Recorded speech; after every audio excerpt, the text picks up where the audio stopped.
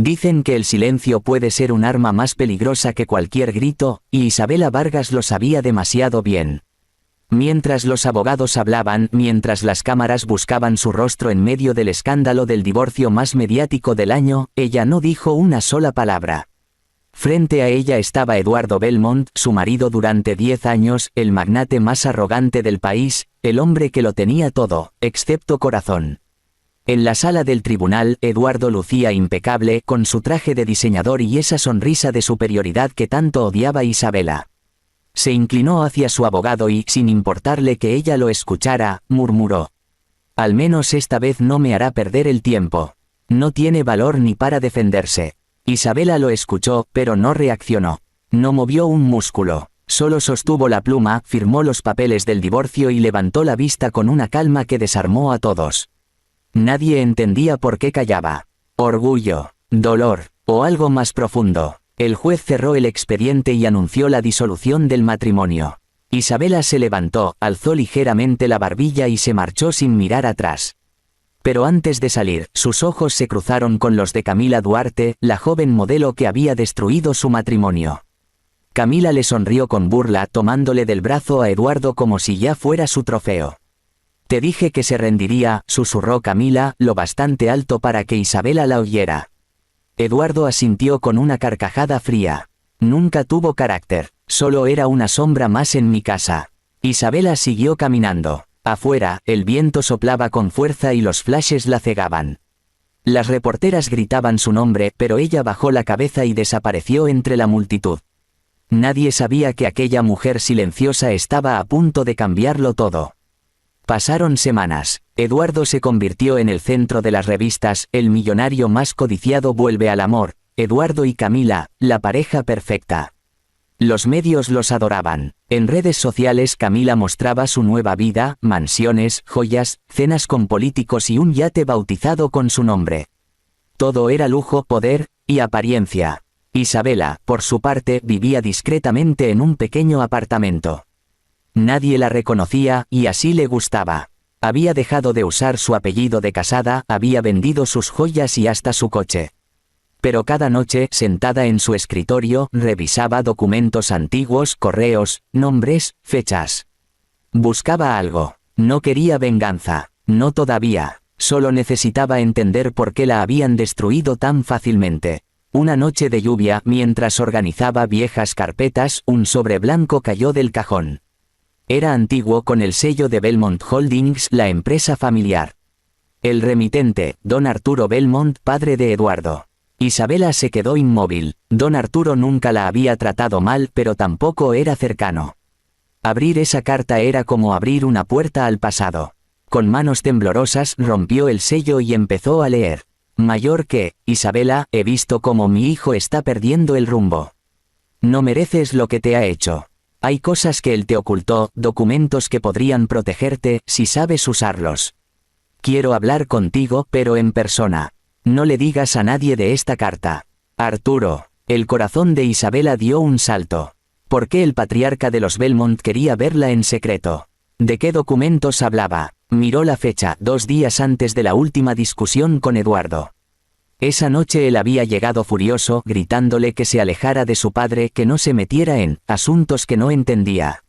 Luego, al día siguiente, comenzó a hablar de divorcio. Algo no cuadraba. A la mañana siguiente, Isabela se vistió con discreción y condujo hasta la mansión de los Belmont.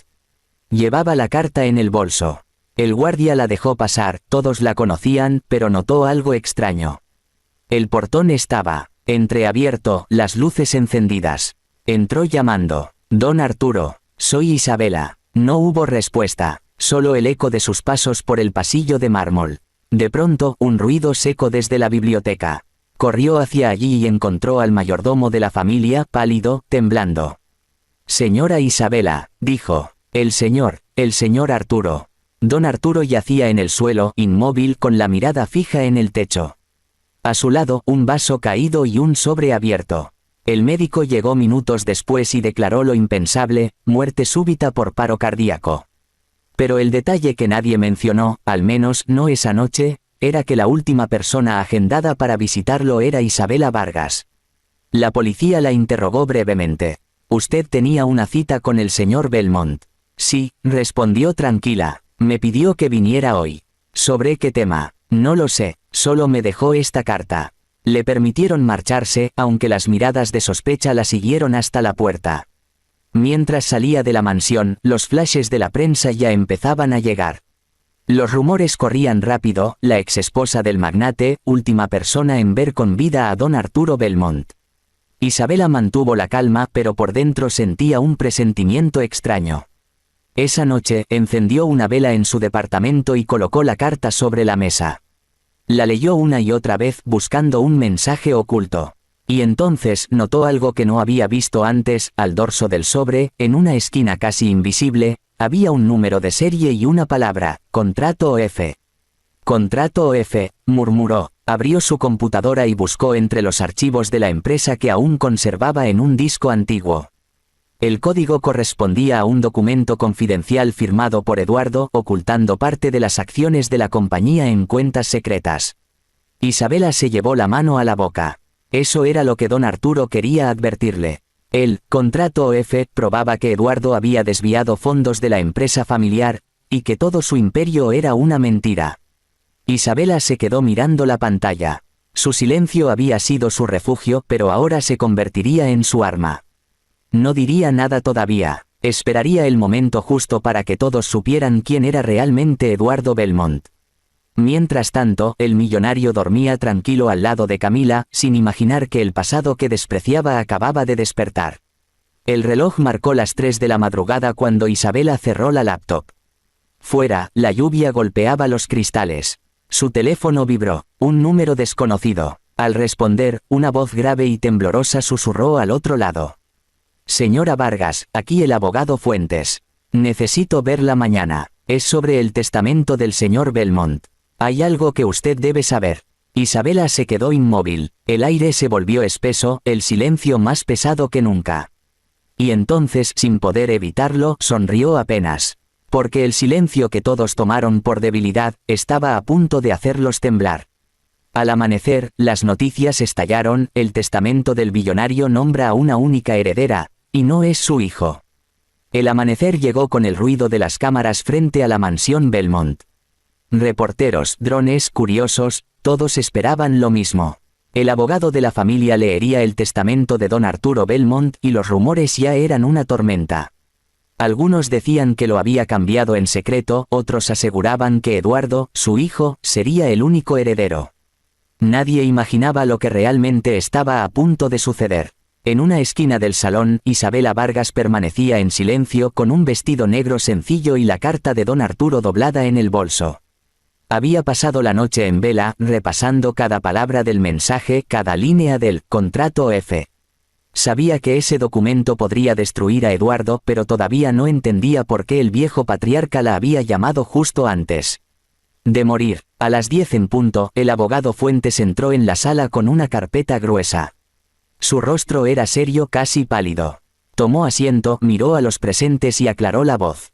De acuerdo con las disposiciones finales de don Arturo Belmont, procederé a leer su testamento actualizado, firmado y certificado hace exactamente 2 meses. Eduardo cruzó los brazos confiado. Camila, sentada a su lado, no disimulaba su sonrisa. Vamos, acabemos con esto, murmuró él, sin imaginar que su vida cambiaría en segundos. Fuentes leyó los primeros párrafos, la donación de algunas propiedades, las becas, las obras de caridad. Nada fuera de lo común.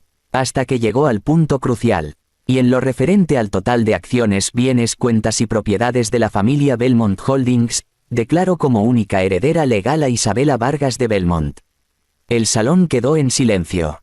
Solo se escuchó un leve zumbido de las cámaras grabando. Eduardo se puso de pie, rojo de furia. ¿Qué clase de broma es esta? Eso es imposible, gritó. Fuentes levantó la mirada con calma. No es una broma, señor. Don Arturo dejó instrucciones muy precisas. Este es el testamento original, firmado ante notario. Camila se levantó también, indignada. Esa mujer lo manipuló, seguro lo envenenó para quedarse con todo. Los murmullos crecieron. Isabela no se movió, no sonrió, no lloró, no respondió. Solo bajó la mirada como si todo eso ya lo hubiera vivido antes. No tengo nada que decir, murmuró finalmente.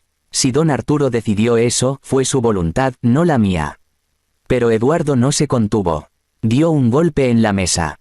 Esto no quedará así. Iré a los tribunales. Voy a demostrar que tú lo engañaste. Isabela lo observó fríamente. Haz lo que creas necesario, Eduardo.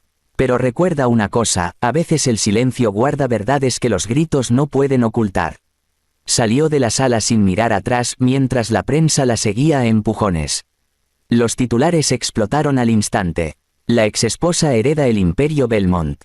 Eduardo Belmont traicionado por el testamento de su padre. Isabela Vargas, de mujer olvidada a billonaria inesperada. Esa misma noche, las redes ardían. Unos la llamaban santa, otros asesina. Camila publicaba videos llorando, acusándola de haberle robado la vida. Pero Isabela no respondió a nada. Ni una palabra. Su silencio se volvió su escudo y su misterio. En cambio comenzó a actuar. Llamó discretamente al abogado Fuentes y le pidió acceso a los documentos financieros del grupo. Necesito saber qué estaba investigando don Arturo antes de morir, le dijo. Fuentes dudó unos segundos pero terminó accediendo.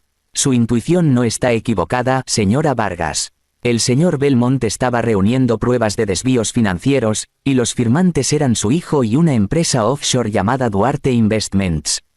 El apellido la heló. Duarte. Camila Duarte. El plan era más grande de lo que imaginaba. Eduardo y su amante habían estado robando a la empresa mientras fingían ser la pareja perfecta.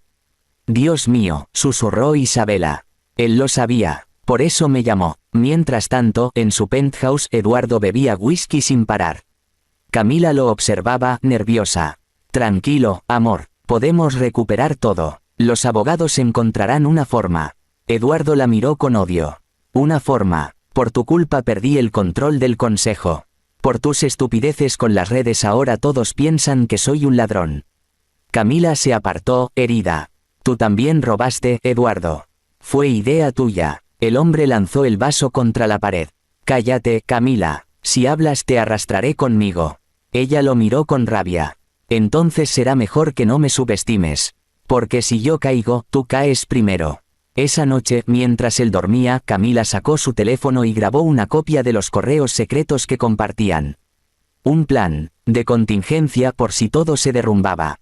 No sabía que alguien más estaba un paso adelante. Fuentes había instalado un sistema de vigilancia en las oficinas y encontró una cámara olvidada que grabó el día que don Arturo discutió con su hijo. El vídeo mostraba cómo Eduardo le gritaba, cómo lo amenazaba con quitarle todo si no firmaba lo que le pedía. Ese vídeo era dinamita pura. Isabela lo recibió en una memoria USB 2 días después. Lo observó sola, en la oscuridad de su apartamento. Cuando el vídeo terminó, sus manos temblaban, pero no de miedo, sino de poder. Por primera vez comprendió la magnitud del legado que don Arturo le había dejado. No solo dinero, sino la oportunidad de limpiar su nombre y hacer justicia. A la mañana siguiente convocó a una reunión extraordinaria con los socios del grupo. Todos la subestimaron creyendo que solo era una viuda silenciosa sin experiencia. Pero cuando Isabela entró al salón principal de la empresa, irradiaba una autoridad que nadie esperaba. Señores, dijo con voz firme, el señor Belmont padre confió en mí su legado.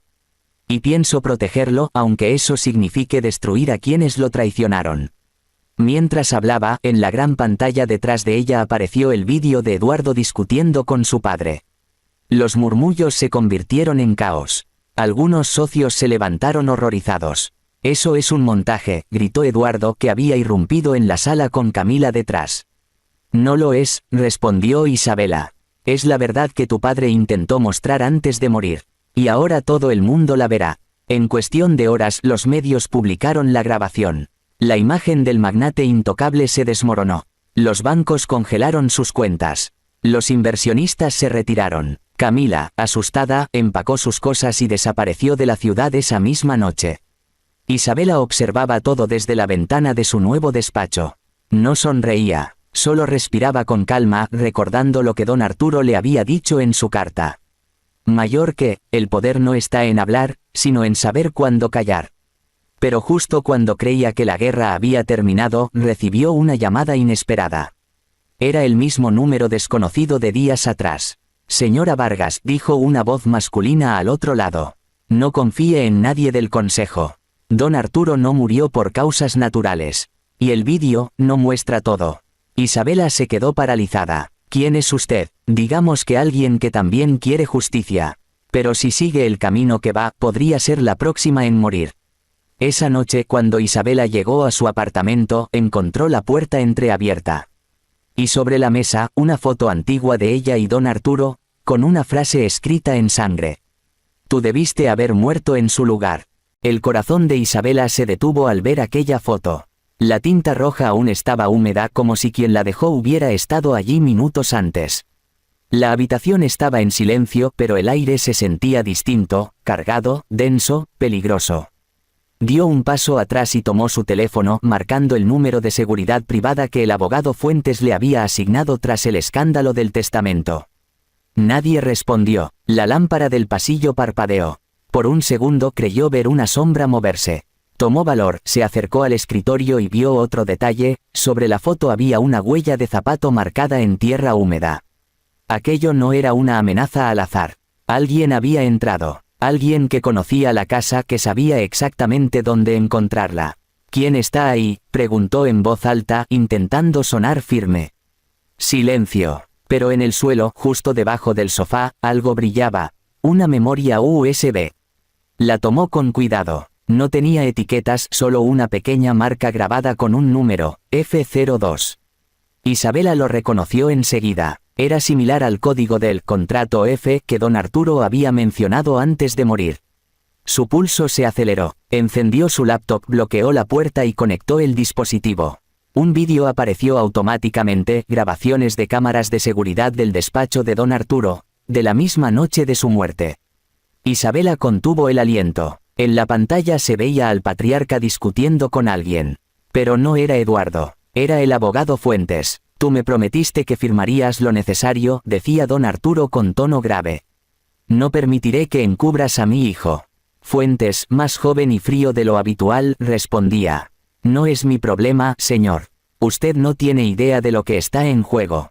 Me estás amenazando. No, solo le aviso que hay gente mucho más peligrosa detrás de esto. Y si usted sigue hablando, no llegará a ver el amanecer. La grabación se cortó abruptamente. Isabela retrocedió en shock. El abogado de confianza de la familia estaba implicado en la muerte de don Arturo. Todo el tiempo había fingido protegerla, pero en realidad, la estaba usando. El teléfono volvió a sonar. Era el mismo número oculto. Esta vez respondió sin pensarlo. ¿Quién eres?, preguntó, temblando. Soy alguien que trabajó para tu esposo, respondió la voz grave. Fuentes no es quien crees. Don Arturo descubrió una red de lavado de dinero en su empresa. Eduardo y Camila eran solo las piezas visibles. Pero Fuentes, él manejaba todo. ¿Y por qué ayudarme ahora? Porque tú eres la única que puede detenerlo. La llamada se cortó. Isabela se quedó mirando la pantalla en negro, sabiendo que si ese vídeo salía a la luz, su vida correría peligro. Guardó la memoria en una caja metálica y salió del apartamento con lo poco que pudo empacar. Llamó a su chofer y ordenó que la llevara a la vieja casa de campo de su abuela, lejos de la ciudad. Necesitaba tiempo para pensar, para entender en qué momento el juego había cambiado. Mientras tanto, en su despacho, Eduardo Belmont observaba las noticias. Su rostro estaba pálido, los ojos hundidos. Todos lo creían derrotado, pero seguía moviendo hilos. ¿Y bien?, preguntó con tono bajo a Fuentes, que lo esperaba frente al escritorio. Todo bajo control, respondió el abogado, sirviéndose un trago. La señora Vargas está asustada. Hará exactamente lo que esperamos. Eduardo lo miró con frialdad. Más te vale, porque si ella habla, tú y yo terminamos en prisión. Fuentes sonrió. No te preocupes, ella no hablará, no vivirá lo suficiente para hacerlo. 2 días después, Isabela llegó a la vieja casa en el campo. El aire olía a tierra mojada y a recuerdos. Era el único lugar donde se sentía segura. Pero al abrir la puerta, encontró una carta sobre la mesa.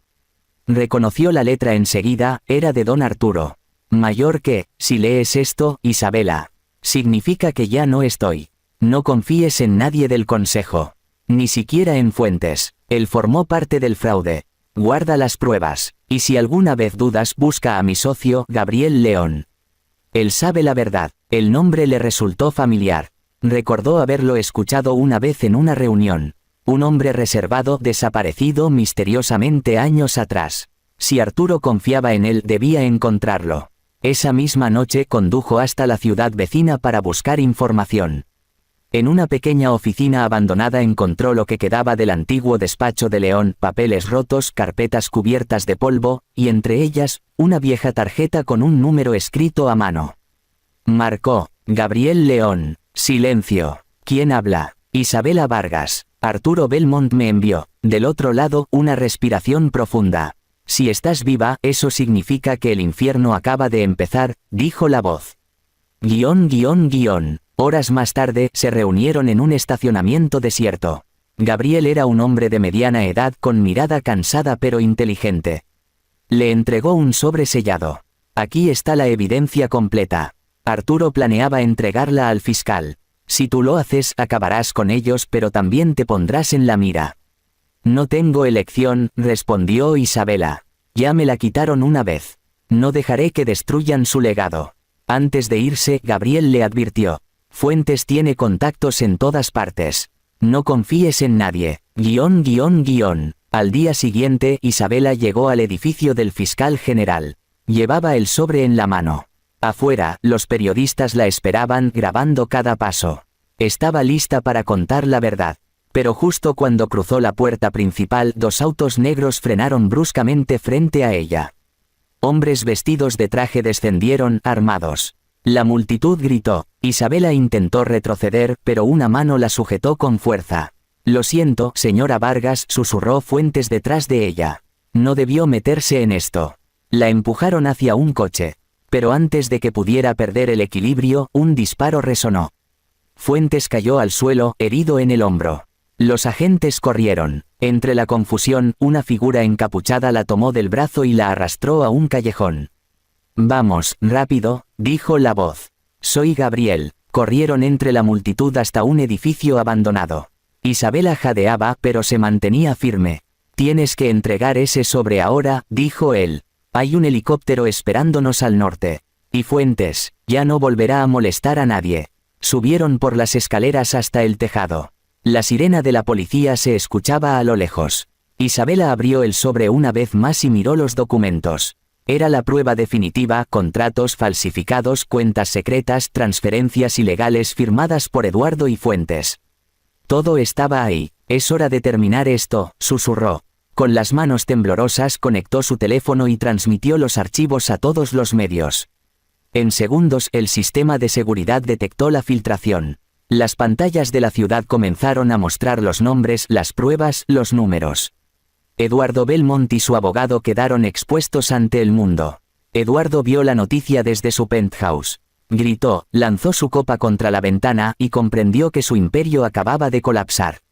Al día siguiente fue arrestado, esposado frente a las cámaras. Isabela, en cambio, fue declarada la legítima presidenta del grupo. Pero no celebró. Cuando las luces se apagaron y las cámaras se fueron, miró al cielo y murmuró. Gracias, Arturo. El silencio habló por nosotros. Sin embargo, al salir del edificio, un sobre negro fue deslizado bajo su coche. Lo abrió. Dentro, una sola frase escrita a mano. Crees que ganaste, pero la red nunca tuvo un solo jefe. El viento sopló fuerte. Isabela levantó la vista, sintiendo de nuevo ese presentimiento oscuro. Una figura la observaba desde un coche oscuro a la distancia. Y en el espejo retrovisor, una sonrisa conocida. Camila Duarte, viva y lista para volver.